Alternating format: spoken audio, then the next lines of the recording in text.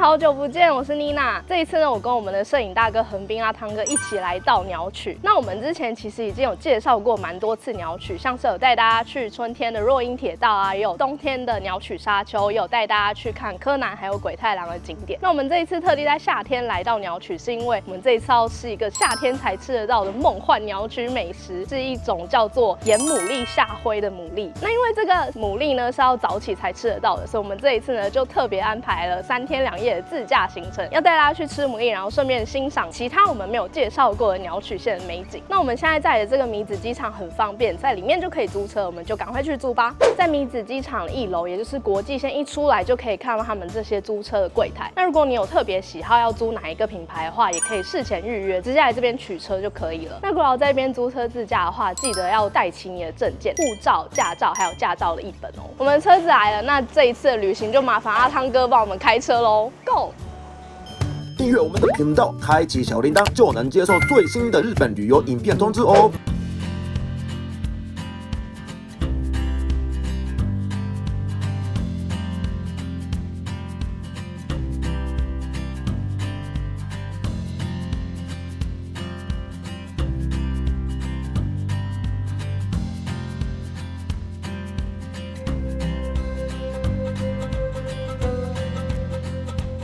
我们现在来到第一个景点，就是鸟取花回廊。一到这边就可以看到背后超级大的大山背景，前面就是各种各类的花。这个鸟取花回廊的占地非常的大，有11个东京巨蛋那么大，可以说是日本最大级的花卉公园。如果你是外国观光客的话，来这边只要出示你的护照，还可以有特别的入场优惠价，所以很推荐大家来自驾旅行的话，可以来这边看一下。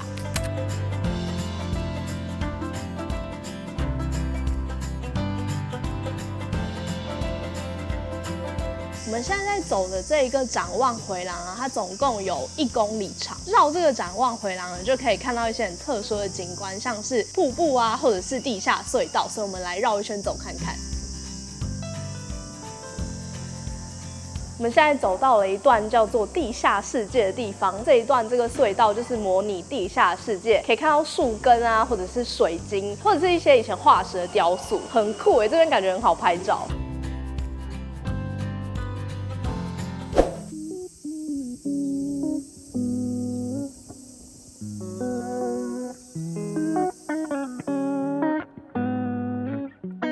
我们现在来到的是一个叫做花卉巨蛋的地方，这边呢就是我们刚才在入口处看到那个圆形的巨蛋。进来这边真的觉得超级大，它的直径有50公尺，高有21公尺，而且还分2层楼。在这个巨蛋的4周呢，都种满了各种兰花，还有热带跟亚热带的植物。在我现在的2楼这边，也可以往下看到1楼的植物哦。来到鸟取花回廊，还有一个必来景点，就是我现在在这个花之丘。大家看我背后一整片都是金黄色，因为我们现在是夏天来嘛，它种的是金盏花跟向日葵，再配上背后这一个鸟取县的大山，我觉得超级像在欧洲，很适合来拍照哦。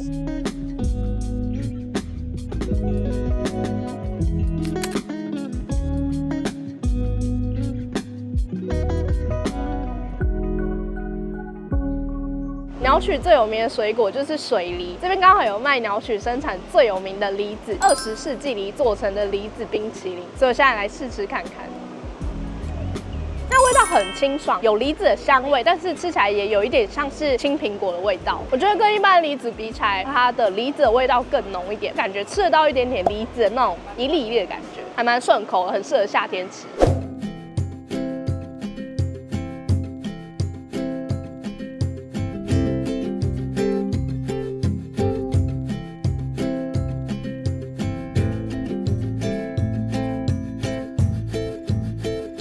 我们现在来到这个接生温泉啊，因为离海边很近，所以又被称为是海中涌出的温泉。那它的疗效也蛮多的，像是可以促进健康啊，对神经痛、妇科疾病或者是胃痛都还蛮有帮助的。那他们的温泉街呢，就有一个小小的足汤可以泡。我现在这样泡下去啊，发现它这个温泉的泉质跟一般的温泉水比起来有点不一样，比较浓稠一点，所以泡下去就会感觉好像特别疗愈。泡足汤这边还有一个小卖店，可以在这边买东西吃，休息一下。接生温泉区这边呢，还有一个特色就是刚才有说离海很近，所以我们等一下也可以去海滩散步一下。现在到我们今天晚上要住的温泉旅馆，我要住的就是这一间 Ikoite Kikuman。那我们现在就赶快进去吧。我们现在进来旅馆里面了，那一进来这间旅馆呢，就感觉它的氛围是比较怀旧、比较传统日式旅馆的感觉。这一间饭店的风格，我觉得它是比较亲民的，像是他们有很多如果是一家人来玩会蛮友善的服务，像是有各种大小不同的浴衣可以选，小女生可能130几公分都会有适合的浴衣，且颜色很多种。这边是街声温泉唯一一间有桌球场的温泉旅馆，日本的家庭他们泡完温泉都会来这边打桌球。那另外一个我觉得超级特别的是，这边的食材当然是用鸟取县在地产的，比如说有鸟取和牛啊，或者是鸟取产的牡蛎。但是这边牡蛎到了夏天是这一间温泉旅馆的社长亲自下海捕的牡蛎，所以可以吃到这么特别亲手抓上来的牡蛎。那我们等一下就来开箱今天的房间吧。我们现在就来带大家开箱这间饭店最高级的房间。一进门之后呢，先到右边，这边是一个小小的起居室。那进来到这边就可以看到这个按摩椅。这间饭店最大的特色就是每一间房间都有按摩椅，所以可以坐在这边好好休息放松。再往房间这里面走进来，就是他们的卧室。卧室这边有2张双人床，空间我觉得也还蛮大的。最厉害的部分是在我右手边这边，这个房型有一个私人的小庭园，可以走出去欣赏风景。那现在带大家看一下。哇，门一打开来，那个海风整个就吹过来，超凉的。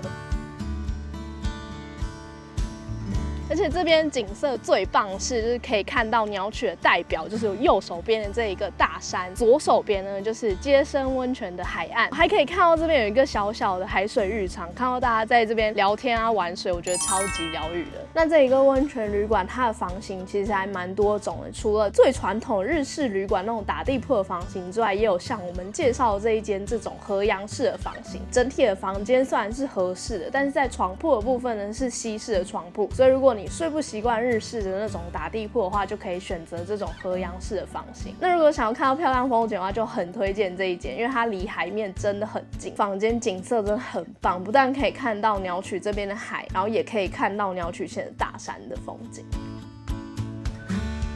那我现在就来体验一下这个看起来很高级的按摩椅。虽然我平常其实不太会去按摩，然后家里也没有按摩椅，所以没有什么体验按摩椅的经验。那就趁现在来试用看看。哇，这边有好多种方案可以选哦。这对我来说是还蛮新鲜的体验啊！但是真的很高级耶。好，我要来享受了。街声温泉这边的夕阳呢，是被选为日本夕阳百选之一的非常有名的夕阳。那我们今天住的这间饭店就有一个可以欣赏夕阳的秘密景点，就是在它的顶楼。那在像这样子夕阳很美的时候，馆方都会开放让观众上来欣赏夕阳。那明年6月开始呢，也会在这边开放一个观景区，大家就可以上来观赏夕阳了。所以如果你有住这一间饭店的话，就可以享受到这个特别的服务哦。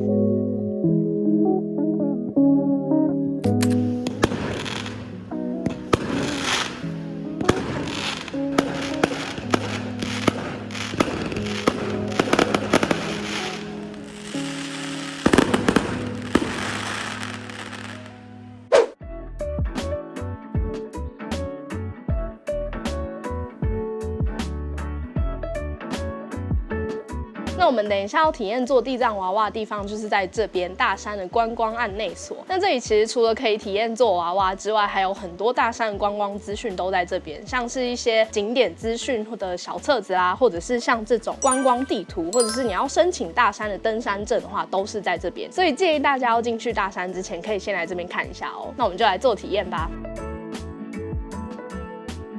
那我现在要开始做地藏娃娃了。不过为什么地藏会这么有名？其实是因为大山也是一个很神圣的信仰中心，在这边大家信奉的就是地藏的信仰，已经有1300年的历史了，所以就是来这边做一个跟你自己有缘的地藏。做的方式也很简单，这边都会有人帮你说明做地藏的步骤。那也有这种英文的步骤图，所以你可以直接照着图做就好了。那我简单跟大家说明一下它的制作方法。拿到这一块粘土之后啊，把它分成头跟身体2个部分，分别搓成成头跟身体的形状之后，在头的这边戳一个洞，跟身体接在一起，那就差不多完成地藏的形状。之后呢，你再用各种道具啊，或者是这种印章，可以在身体盖上一些纹路，就可以设计出你自己独一无二的地藏。设计完之后呢，在地藏身上做一个口袋，要放这个5元。那这个5元呢，其实算是有一点祝福的意思吧，人跟人之间的缘分。5元的日文 goen 就是跟缘分的发音是一样的，所以可以把5元放在这边当做是一个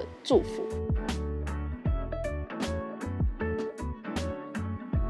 希望可以做出可爱的地藏，头应该差不多这样就完成了。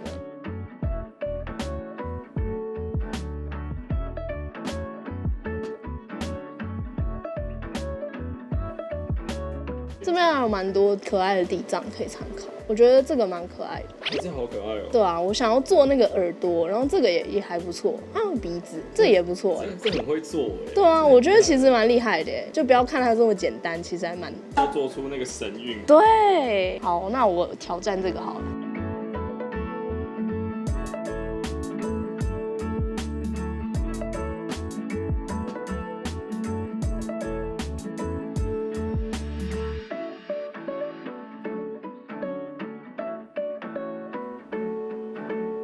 哇，四太神，我的小地藏终于完成它的雏形了。意外的就是会想要好好的把它做好，所以我花了还蛮久的时间。那我现在要把它送去烧了，期待它的成品。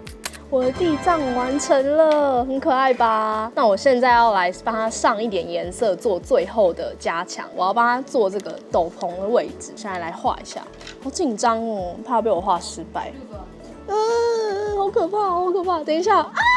大失败，GG。我做的这一个是外国人地藏，因为我一开始只是想要帮他做一个鼻子，然后就觉得鼻子做的蛮坚挺的，所以蛮像欧美人、欧美版的地藏。我地藏完成了，这是帮他上色过后的最终版本。虽然这边有点小失误，但我还是觉得他蛮可爱的啊，穿着很可爱的粉红色的披肩，自己还是蛮喜欢他的啦。推荐大家来做，会越做越起劲哦。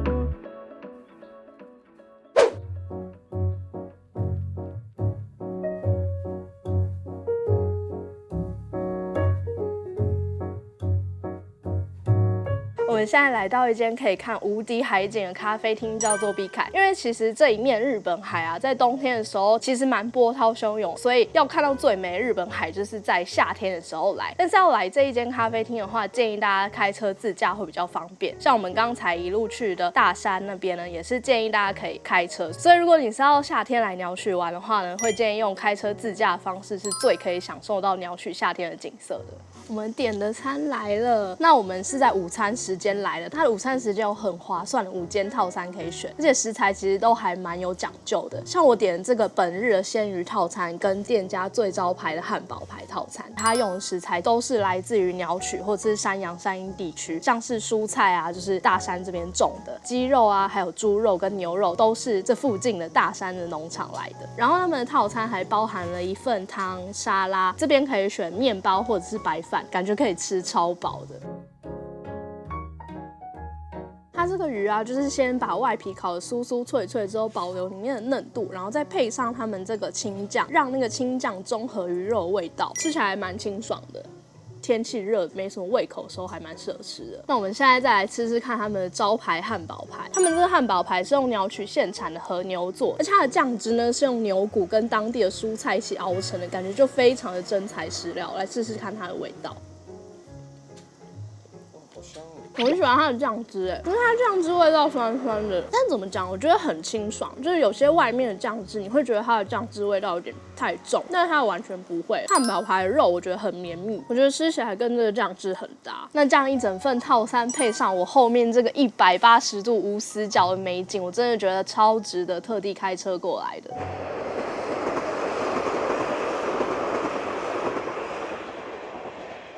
订阅我们的频道，开启小铃铛，就能接受最新的日本旅游影片通知哦。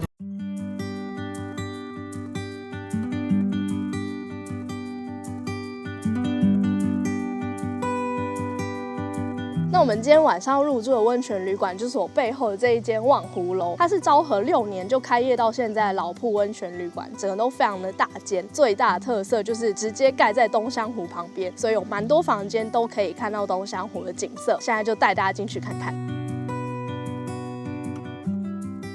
我们现在来到他们的大厅，那他们的大厅在 check in 时间到晚上6点半之前都有提供免费的饮冰饮料，有蛮多种果汁可以喝的，所以大家就可以在这边装饮料，然后坐在这里边看东香湖的风景边喝饮料哦。这一栋望湖楼最大的卖点就是我背后的这一个湖上风旅，从1楼大厅这边就可以分别走红色桥接到男汤跟女汤，最大的特色就是直接盖在湖面上，看起来超级奢华的。另外一个我觉得超级特别的是，这里其实有被画进柯南的漫画里，就是漫画第69集的其中一话。这个湖上的建筑物其实就是我背后这一个建筑物哦。所以呢，在这个饭店的柜台就可以借到他们的漫画，在柜台也可以看到青山刚昌本人的签名，所以柯南迷千万不可以错过这里哦。像现在快要夕阳的时间，整画面就超级漂亮的。可惜因为隐私的问题，我们没有办法很近距离的拍给大家看，但是很推荐大家一定要来亲眼看看这个风景。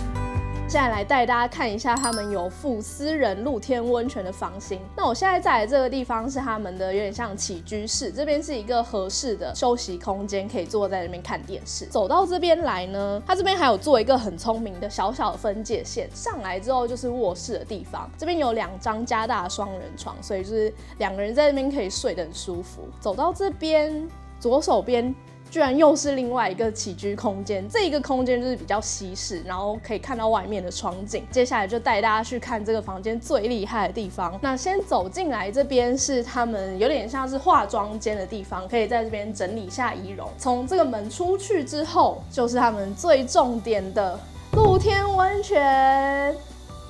这里居然就是有房间私人的露天温泉空间，所以如果你是很喜欢泡温泉，但是不敢跟大家一起泡裸汤，很害羞的人，就很适合这种房型。坐在这边边泡温泉，然后享受晚上的风，一定超舒服的。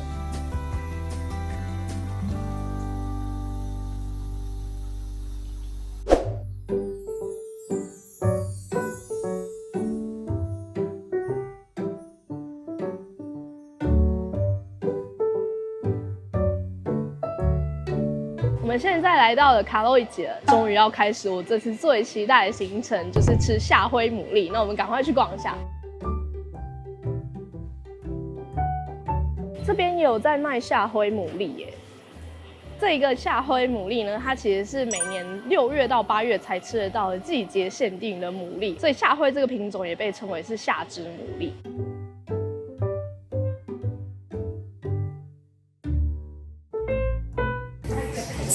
超大的，然后最大的一个3000元。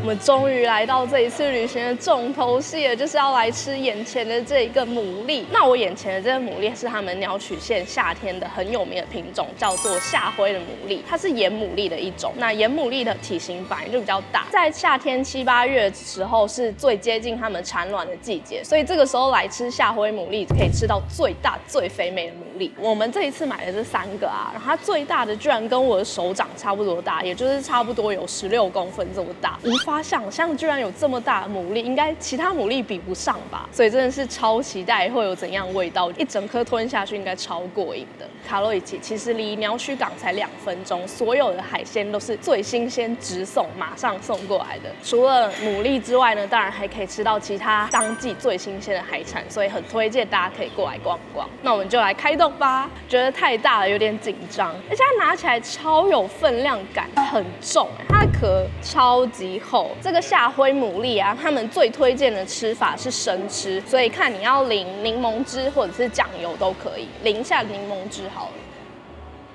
真的超级大，这个牡蛎真的是大到我有点没办法一口吃完，但是我刚刚一口咬下去就觉得它的鲜味真的是很够，完全没有任何海味。肉的质感我觉得有比较结实，所以咬起来比一般的牡蛎会再更有嚼劲一点。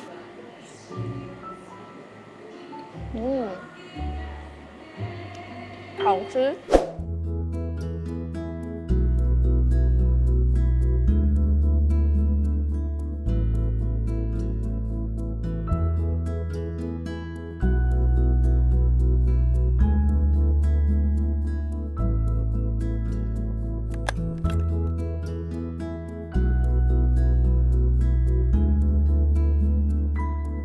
我们刚才吃完牡蛎之后，就顺路开车来到鸟取沙丘。因为从刚才的卡洛伊奇开车到鸟取沙丘这边，大概只要10分钟左右，开车来真的超级方便。而且今天天气超好，超级适合来鸟取沙丘的。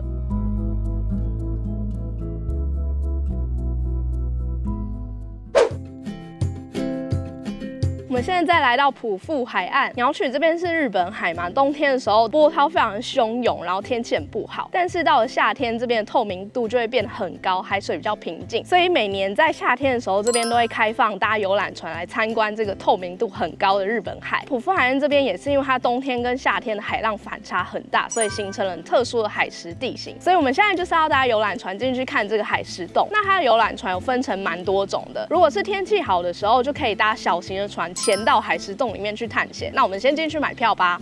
我们买到票了，小型船的票，它的票价一张是2500，航行时间有50分钟，每隔1个小时都会有一班，所以班次我觉得还算蛮多的。那如果你是要搭大型船的话，票价是1500，那我们赶快去搭船吧。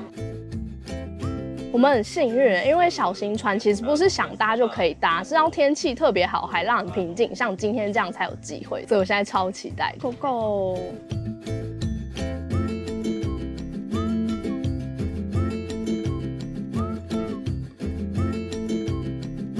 我们现在船开始加速了，有点刺激喽。鸟取沙丘哎，在那边有看到吗？想不到可以从海上看到鸟取沙丘。现在要开始要看到那个海蚀地形了，继续 Go Go！ さあこれから船は少し狭いところへと入ってまいります。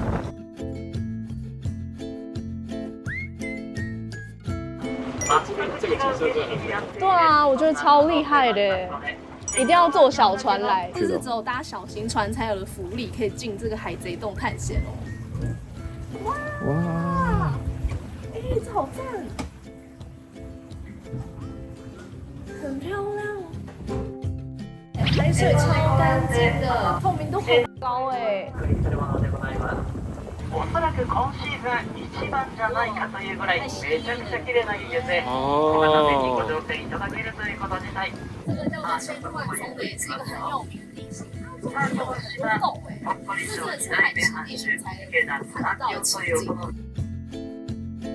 现在要穿过这个洞了。ちょっとだけ速度上がってますよ。比我们浮车还好玩。あ、左側には窓が見えてます。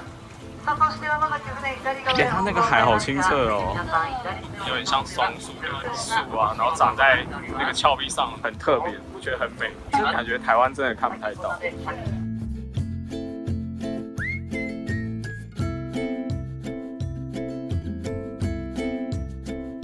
哎，很蓝哎，很蓝哎，漂亮的颜色哎。可以看到它的底耶，10公尺上面，有一点可怕，但是好神奇的景色。哇，又来了，好咸哦，吃到海水了。哇！这应该是这趟旅行最刺激的一个行程，很赞。綺麗じゃないかというこの透明度、やさま岩ご覧いただいております。太陽の光反射してますかね。ちょっとキラキラしてますね。中が綺麗です。推荐大家遇到天气好的时候，一定要选小船，因为小船才可以穿梭在各个岩洞。如果是大船的话，就总是在外面，所以小船不在。我们这旁边还有这个橘色的桶子啊，是像我们停船的时候就可以拿它下去看到海底的风景。我现在就来看一下，哇，这个透明度真的很高它这个橘色的东西就有点像是放大镜，可以帮你放大海中的景色，像是有海草，然后也有海胆，幸运的话可以遇到鱼群，但我目前还没看到。哇，这真的是太赞了。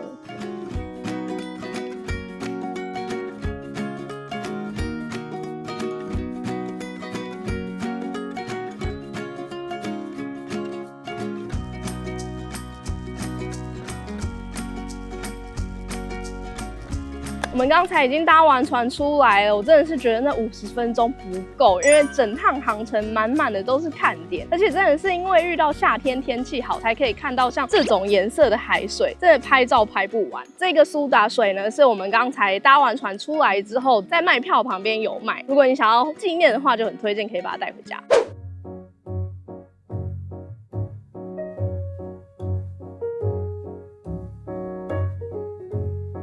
我们现在要来吃鸟取县必吃的美食，就是牛骨拉面。大家应该都有听过豚骨拉面吧？但是牛骨拉面呢，是只有鸟取这边才吃得到的哦。那它跟豚骨拉面比起来，味道是比较清爽的，所以很适合像夏天的时候来吃牛骨拉面。那我们今天来到的这一间店，我点的牛骨拉面呢是升级版，它有超厚的猪腿肉跟猪五花肉。那它的高汤也是用牛骨炖煮22小时而成，感觉就超多精华。那现在赶快来试试看看。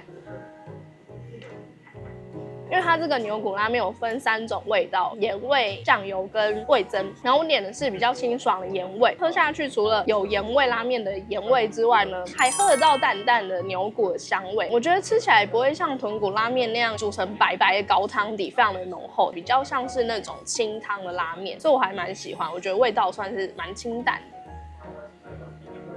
看它的叉烧超级厚的耶，哪里咬一口看看。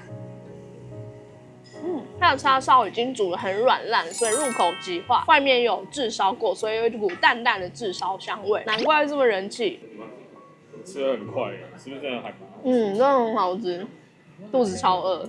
我们鸟取3天2夜的自驾行就到这边结束。我们这次行程蛮丰富，去了很多地方，像是鸟取花回廊啊，还有到了2个温泉，还有去大山做地藏娃娃体验，还有我今天最喜欢的行程就是埔富海岸的游览船。虽然去了很多地方，但不会觉得移动很累，因为鸟取的景点点跟点之间的距离都蛮近的，所以就算是自驾新手要移动，其实也不会太累。而且我们这一次有很多景点都是夏天才体验得到的行程，夏天才吃得到的夏辉超大牡蛎，还有埔富海岸的游览船，都是夏天去会比较漂亮，所以很推荐。如果你夏天有要来鸟取的话，就可以走我们这个行程哦。结束这3天2夜的自驾行程之后，如果还想要去其他地方玩的话，也很方便。像我们从鸟取车站这边再直接出发到岛根县啊，或者是去陈崎温泉都很推荐哦。那我们这一支影片就到这边结束了。如果你喜欢我们影片的话，请帮我们按赞、留言、订阅，也别忘了开启小铃铛哦。下支影片再见喽，拜拜。